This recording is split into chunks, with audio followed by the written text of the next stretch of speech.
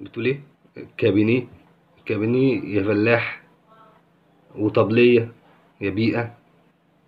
ايه كابينيه وطبلية دي؟ لا والله كابينيه ما هياش كلمة فلاحي خالص. تخيلوا، دي كلمة راقية جدا، أرقى من كلمة حمام أو مرحاض أو تويلت أو تواليت. هي الكلمة أصلا كابينيه دي زي ما هنرجع تاني ونقول أصل الكلمات إنها بترجع للاحتلال الفرنسي والإنجليزي. إن إحنا عندنا كلمات كتير في قاموسنا أو دارجة على لسان العامة من الشعب المصري أو العربي، هي ما هياش أصلا كلمة عربية. لو رجعت لمصدرها أو فعلها أو كده مش هتلاقيها لها مصدر أو أصل. فهي مش كلمة عربية، هي كلمة مشتقة أو اتاخدت من الكلمات الفرنسية واحتكاكنا بالفرنسيين والإنجليز وقت الاحتلال، وتمت تم التلاعب بيها يعني.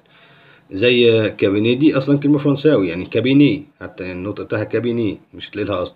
اصلها ان هي المكان اللي هو الاربع اتجاهات المقفوله، يعني مكان صغير له اربع اركان او جوانب. حتى احنا بنقول على كابينه، على المكان اللي بنقعد فيه السواق في العربيه قدام في مقدمه السياره كابينه.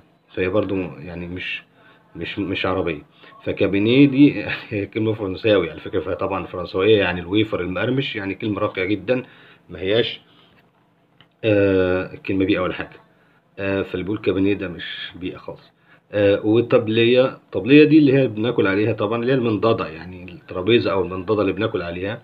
برضو دي كلمة ما هياش كلمة عربية خالص، وما هياش كلمة بيئة ولا فلح خالص. ده بالعكس، هي معناها أصلا مشتقة من كلمة تيبل بالإنجليزي اللي هي ترابيزة أو منضدة، أو تابلو بالفرنساوي. هو الفرنساوي لما يجي يقول لك فا أو تابلو، يعني اذهب للطبلية للمنضدة بتاعتك أو للترابيزة بتاعتك. فهي طبلية دي كلمة مشتقة من كلمة تيبل بالإنجليزي أو تابلو بالفرنساوي، وتم التحوير فيها، يعني زودنا لها حرف يعني وبقت طبلية يعني.